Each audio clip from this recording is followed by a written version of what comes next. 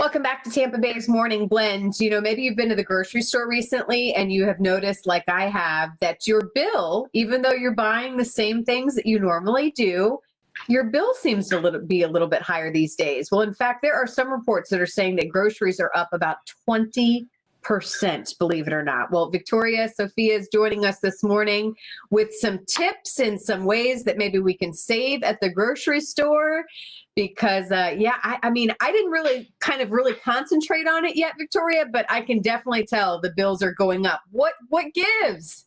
I don't know what's happening, but we're sticking to our list, and we're not even able to get the same amount of stuff for the same amount of money. It's less. So the first step I want to tell everyone is to write a grocery list if you can. It sounds crazy to sit there and write it before you go to the store. We're always in a rush, but take the time to do it on your phone or on a piece of paper.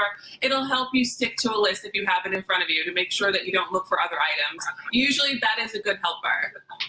Well, and you know what I love about what you're sharing with us this morning is a lot of people are using the services where either you pick up your food or you have it delivered towards you. But these are tips that when you're actually going to the store, of course, we're wanting to make our trip shorter anyway. It's just been less time in the store. But then we all want to save money as well. So I like that. Make the list. And then what next? We go into the store. The first thing you want to do is pick up one of those loss leaders. These are things that all the supermarkets have. You can sometimes find them online too, depending on the supermarket, and so you can see it in advance. These are things to get you in the door of your supermarket. So sometimes you'll see your favorite ice cream, cookies, cereal. If you have any ketchup that you like, a certain brand, you'll see them on this loss leader maybe during the summer. Certain weeks throughout the year, they'll have other products, but this is to get you in the door, so this will be their cheapest products. If you can stock up on your favorite item, do it then. Keep it in your pantry, so that way you'll have it when you actually need it. There are a lot of times that you'll find some of the items that you're going to buy anyway for dinner on this loss leader. So it's usually a front and back thing, and then you're able to use it to save money, stretch your budget even more. I like it. Okay, I can do that. And the next? Store loyalty cards. They're really great to sign up for. Do it when you have a few minutes. You can either keep it on your keychain. Sometimes they use your phone number in order to pull it up for you.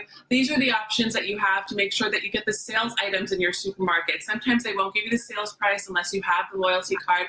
A couple of times you can keep it on your keychain or in your wallet. These are the great ways to make sure that you always have it with you if they don't have the store phone number option. But that's the way to make sure that anything that's on sale, you actually get the price. And a lot of those grocery stores, they pair up with other gas stations or other ways for you to save too. Yeah, so if that's an option for you at your supermarket, you want to make sure that you can stretch your amount as much as possible. I know over the weekend, I was talking with family that they were saying that on certain days, because they're over 65, they get a discount at the supermarket. So anything that helps, that's the kind of shopping experience you want to have. You want to make sure that you choose the days, the hours, the shopping supermarket that actually give you a benefit. But then the next thing you want to make sure that when you get into the supermarket, after you have the loyalty card and the loss leader, you shop the surrounding area of your supermarket first. That's where they have the fresh produce, the fruits and vegetables, the non-boxed goods. That way you can make sure that you get everything that's nutritious and healthy, and usually they're on sale or they're better for you. And usually when you're walking around that area, you're able to see different items that could be either organic or non-organic. So a lot of people don't know whether or not you should buy stuff that needs to be organic. And if you don't need to buy things organic, you can actually save money. So things that you don't need that are organic are like avocados and carrots and cantaloupe. So if you have that on your grocery list, that's something that, you definitely could go for the regular option. Well, because you have to remember those people, they're wanting to put organic on there, so you buy it, because they're such good buzzwords. I think people like to see.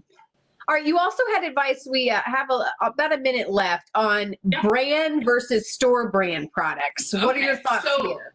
So here are my thoughts. If you are buying flour, usually flour and sugar and pasta, you don't need to buy the store. You can buy the store brand. You don't need to buy the big brand name. I'm not telling you to buy the store brand of your favorite ketchup. You don't have to do that, or mayonnaise.